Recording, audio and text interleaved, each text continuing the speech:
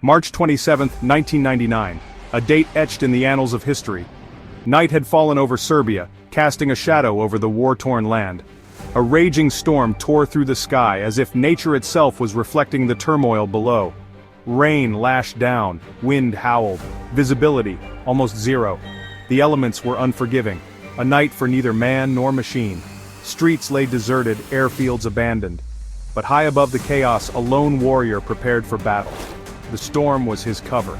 Lieutenant Colonel Darrell Zelko, a seasoned pilot, sat in the cockpit of his F-117 Nighthawk. His face was a mask of determination.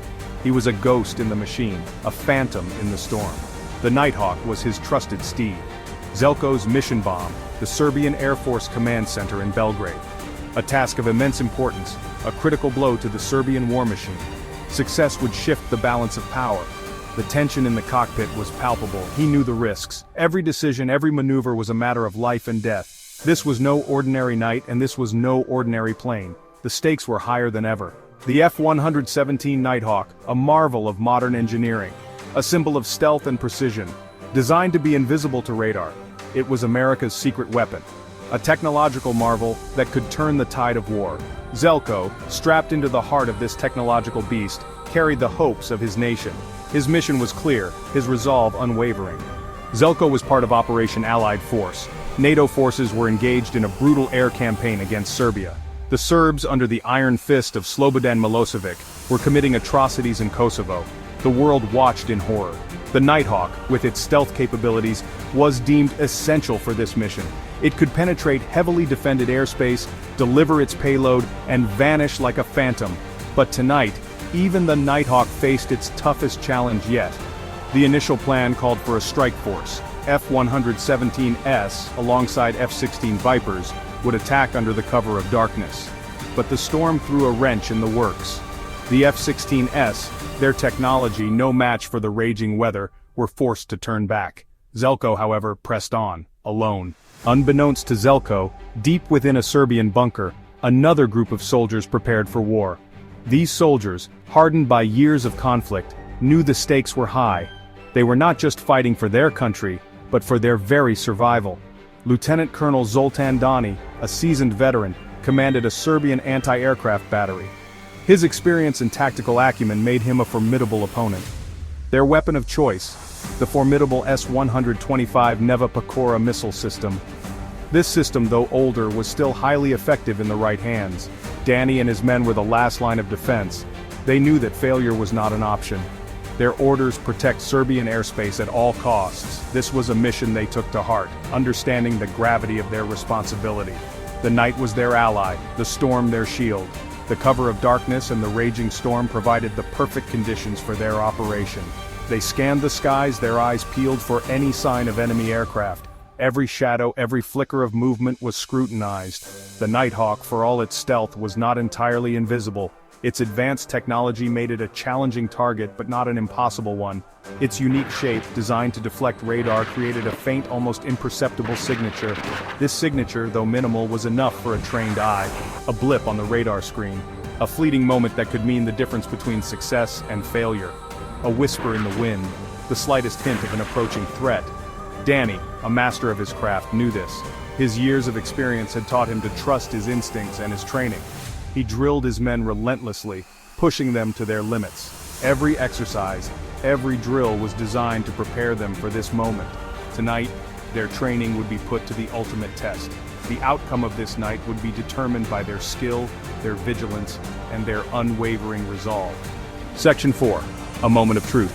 The tension in the Serbian bunker was thick enough to cut with a knife. The storm raged outside, mirroring the turmoil inside. The men huddled around their radar screens, their faces illuminated by the eerie green glow. Suddenly, a faint blip appeared on the screen. It was fleeting, almost imperceptible. Was it a glitch, a trick of the storm, or was it the enemy? Dani held his breath, his eyes narrowed. He had seen this before. It couldn't be. Not tonight, not in this storm. The blip reappeared. This time it was unmistakable. The enemy was within range. Section 5, under enemy fire. Target acquired, Dani said, his voice betraying no emotion. His men sprang into action, their movements honed by years of training. The atmosphere crackled with tension. The moment of truth had arrived. Inside the cockpit, Zelko's instruments lit up. A warning blared. He was being painted by radar. He had been detected.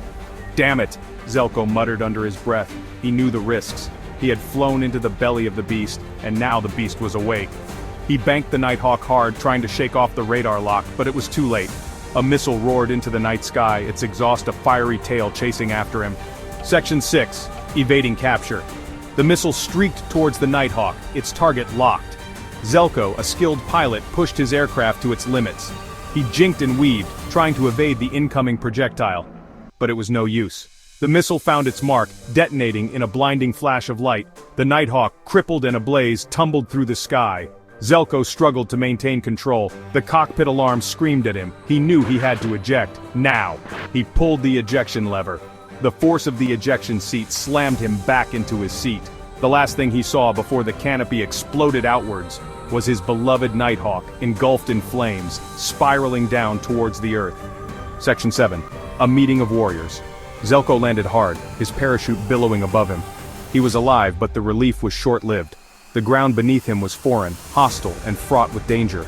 Every shadow seemed to whisper threats, every rustle of leaves a potential enemy. But he was stranded behind enemy lines. The mission had gone awry, and now he was alone, deep in enemy territory.